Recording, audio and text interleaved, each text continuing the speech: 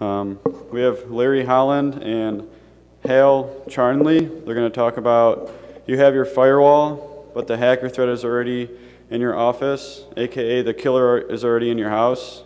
So you guys take it away. Good morning, everybody. I figured that a friend of mine said I should start speaking like a preacher to get everybody's attention. Then it'd feel kind of like we're in church or something. But you have your firewall, but the threat is already in your office. I'm going to stalk you, I'm going to follow you around every corner, and I'm going to continue to gather information about you until I have what I want. Does that sound familiar? Does it sound like what somebody would do if they wanted to get access to your network? Let me tell you something, folks. Every one of my customers that I service and work with in the security industry, they get copies of things like SANS Institute InfoSec Reading Room, perimeter-based security. Who knows what perimeter-based security is? Got our firewall, right? I'm standing there guarding the front door. I'm watching, I'm waiting. And suddenly somebody stabs me in the back. I'm looking in the wrong direction. Does that ever happen in the workplace? Absolutely. So you have your firewall, but the threat is already in your office. I'm only going to take a few minutes today, and then I'm going to bring on Hal Charnley from NetClarity. He's the president and CEO. I want to change the discussion. I want people to pay attention to what's inside their network. Our agenda, real simple. You thought the firewall was all you needed. That's the only part that I'm going to cover. Hal, he's going to cover the missing piece of the security puzzle, inside-out security. Agentless internal security protection for the mid-market. Small, mid-sized business, I have news for you. If you thought the firewall was all that you needed, you're dead wrong. Doctor's office, dentist's office, lawyers, small to mid-sized businesses, prime targets because they have valuable information, don't they? Social security numbers, telephone numbers, addresses. These statistics, I could go on and tell you every one of them, they're all true. And it all boils down to one thing. Everybody is targeting the smaller organizations. Why? Because they thought a firewall was all they needed, right?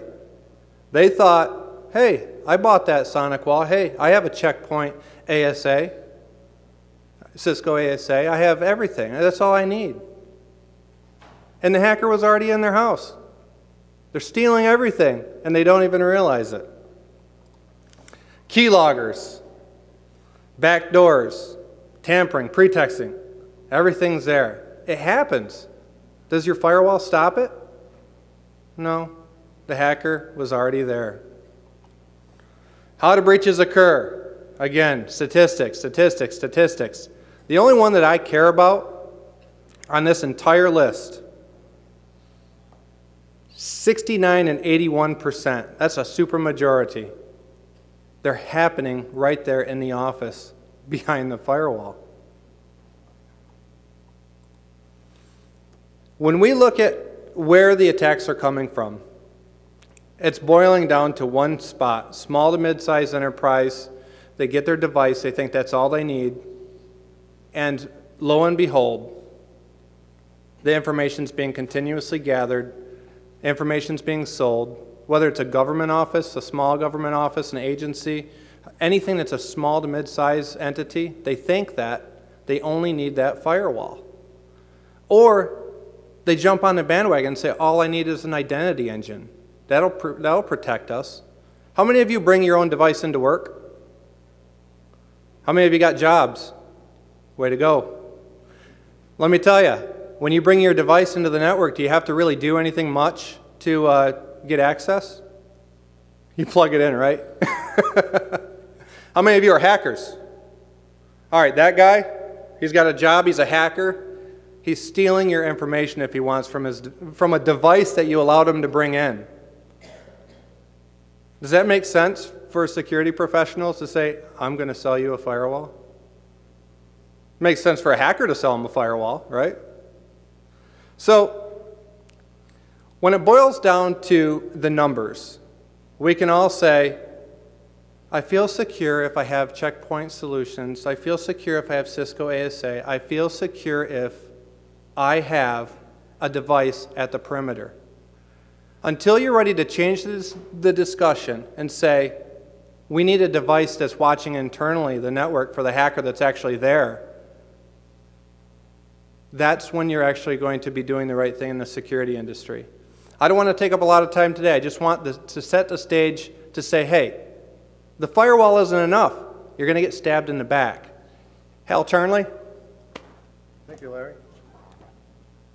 I've never had to speak after a preacher and be done before lunch in my life, so this is a first. So, we'll talk a little bit about internal security and where that fits into your overall security solution and architecture. It's a very, very critical piece of the puzzle. We're not saying that it is going to replace firewalls, it's going to replace your endpoint security, or it's going to replace your IPS, IDS systems that you already have. What we're saying is that those three types of technologies in combination is not adequate to deal with the threats that exist in today's world. And the way we approach that is from an asset management and access control standpoint, looking at vulnerabilities for assets, including our friend here that's going to bring his device to work, get on the network, and propagate malware from his personal device to all of our corporate devices. So we all know about the firewall market, the external intrusion defense market. Firewalls have been around for a long time. And the firewall market back in the 80s was really focused on the larger organizations, the Fortune 1000 companies who, A, were smart enough to know that they realized they needed to do something, and second, they had the budget to deal with the cost of the equipment and the cost to deploy that equipment. Over time, those very large, modular, complex systems became much more affordable, became integrated into a single box solution. And then today, you can go to Staples or Radio Shack or Best Buy and buy a consumer-grade firewall for $29 or $39, and it's a $15 billion annual marketplace today. The point of this slide is that external security market, it started at the top, at the largest organizations, and then over time, 20 years or more, started to move down into the consumer SOHO market. And we're seeing that same trend starting to occur for the internal security market, but with about a 15-year delay, and we'll talk about that in a minute. So what's driving some of the issues and concerns around and the need for internal security solutions? First and foremost is BYOD. In our business, we have seen probably in the last 6 months, the interest level and kind of the reason that people are approaching us has shifted from I need more security or I'm concerned about compliance to I need to deal with BYOD. I need to deal with that from a policy perspective. I need to deal with it from a technology perspective. I need to deal with it from an employee morale perspective, et cetera. And it's a very complicated problem to deal with. We need to deal with personal devices. We need to deal with corporate devices. We need to deal with wired connectivity and wireless connectivity. And we need to deal with a variety of different operating systems. So when we talk about devices, this could be a barcode scanner. It could be an iPhone. It could be an Android. It could be a Galaxy tablet. It can be any brand of laptop, etc. And if I'm the president of the company, I don't own these devices. If I have some technology that's agent-based, they probably don't have an agent for every device that's out there. Matter of fact, they don't. And who am I to be installing an agent on a device that I don't even own? So it creates a tremendous set of practical, policy, and technical problems for every organization today. And if you look at some of the statistics, by 2016, more than half of enterprise email users are going to be using a mobile device as their primary device for getting their email.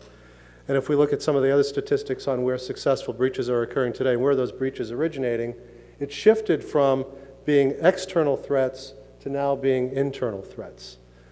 And that's what's really creating a market for internal security solutions. But I have endpoint security. I have AV, I have malware detection on all my laptops and all my desktop computers in the organization. I should be safe. I should be safe from this zero-day malware. But you're not safe from the guy that's going to bring his device into the office. You're not safe from malware that can propagate through devices that don't have antivirus and malware endpoint solutions today. So one of the things that's important when you're looking at an internal security solution is to find a solution that can deal with non-Windows devices and the vast array of wired and wireless devices that are out there today. So what that's done is it's created similar curve, similar concepts as we saw with the external firewall market just a minute ago, but it skewed the whole time frame by about 15 years.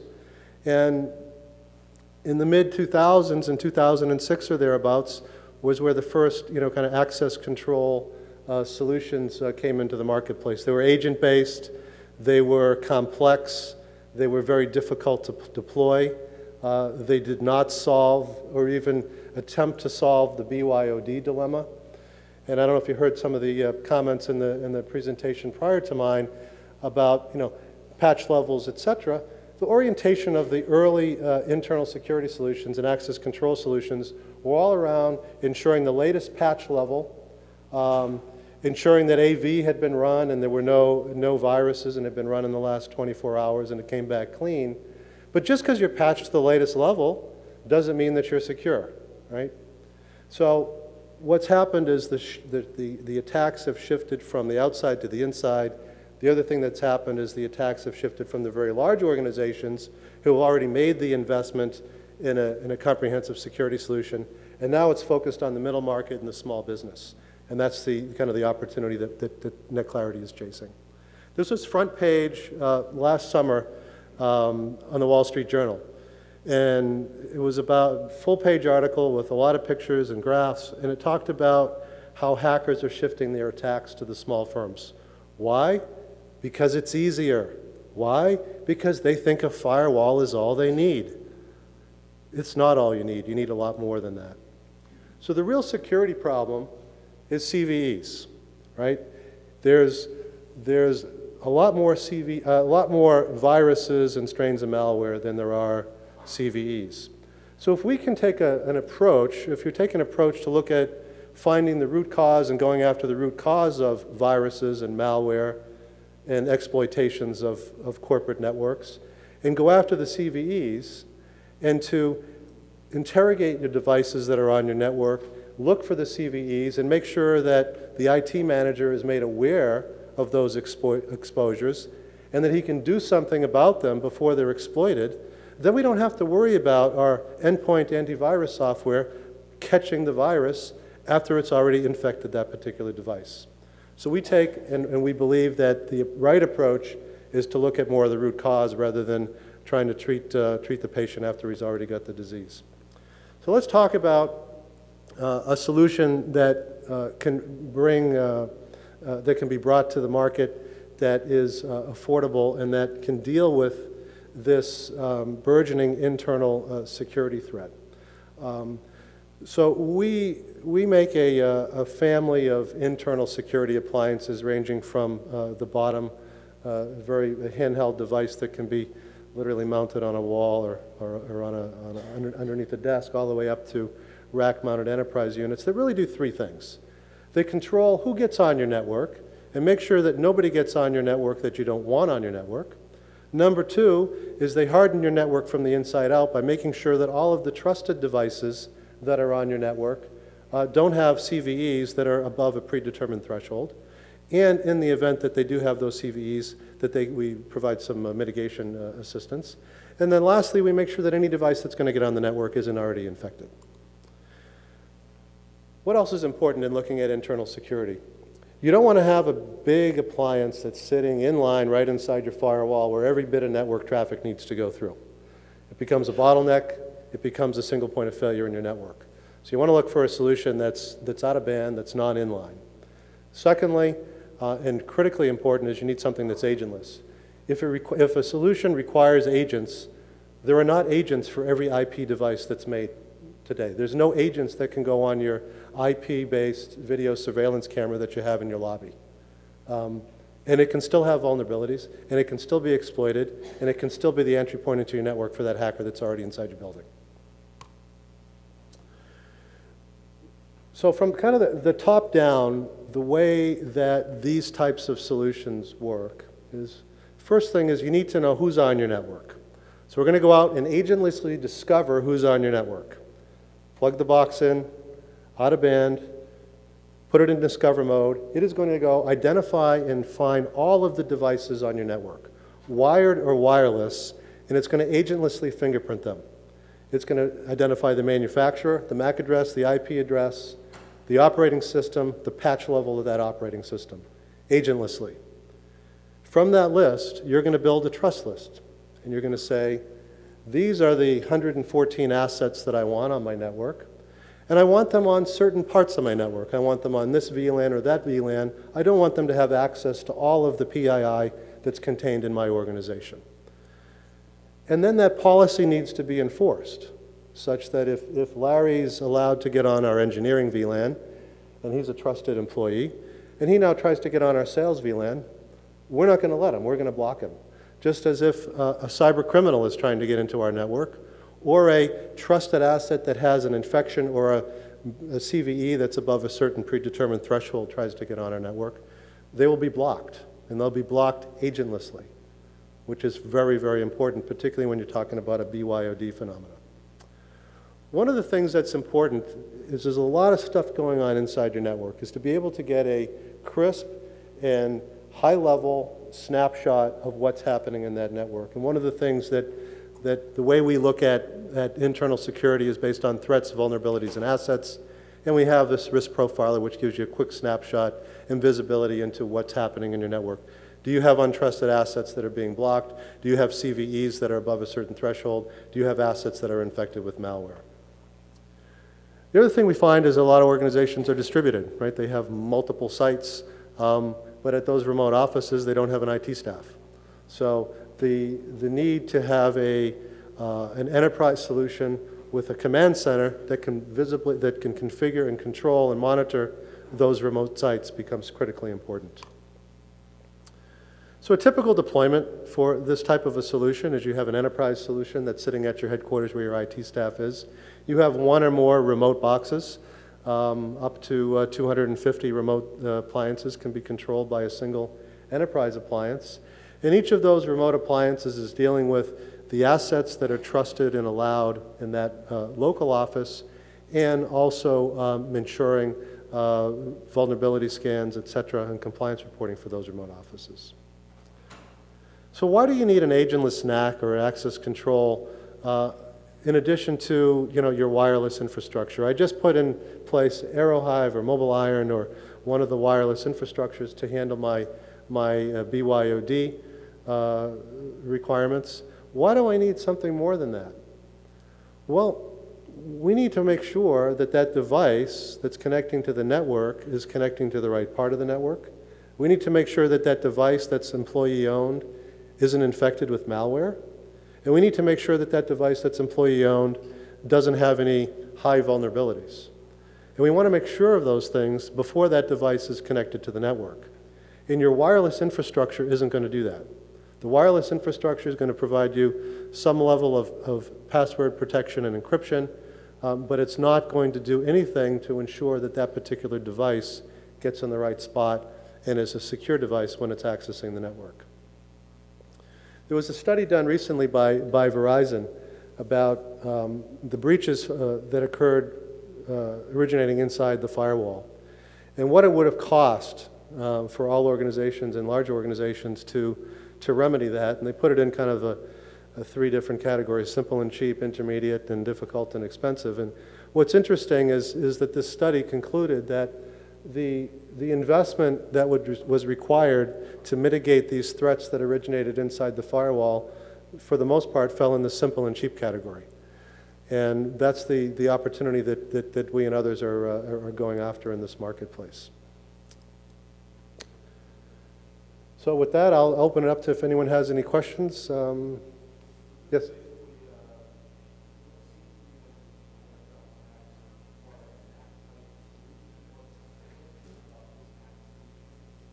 Yeah, it's not 802.1x, which is the first big difference. Okay, we use 802.1q, so we can control access down to the VLAN level, and we're integrated with most of the major manufacturers' 802.1q switches.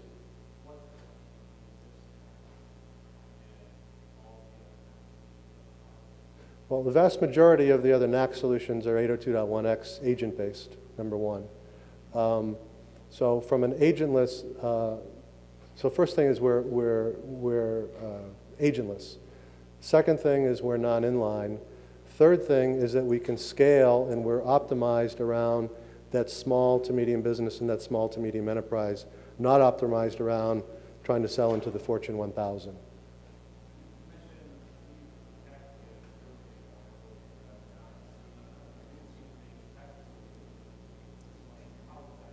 Yep.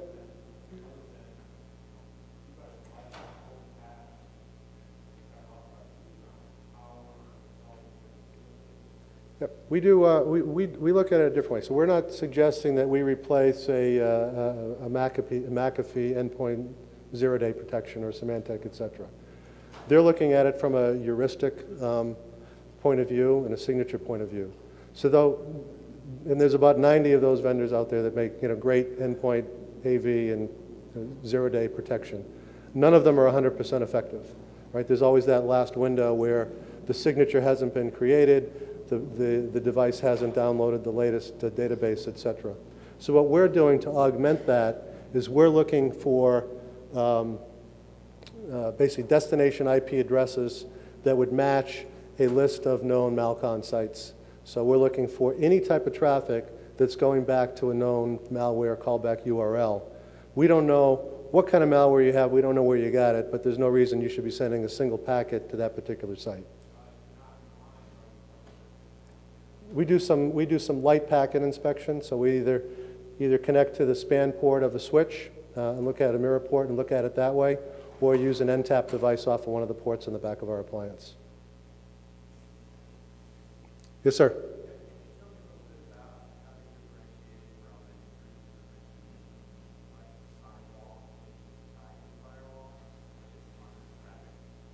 Yeah, so they're looking more at traffic, doing deep packet inspection. We're looking at, as a primary level, we're looking at assets. So we're more concerned about MAC addresses and devices as opposed to looking at packets and controlling user behavior and making sure that the bad packets don't get in and only the good packets get in. We're not doing anything in that regard. We don't know if we're saying the device is authorized, it can get on the sales VLAN and it's not infected. What that device does once it's on the VLAN, we have no visibility. That's kind of another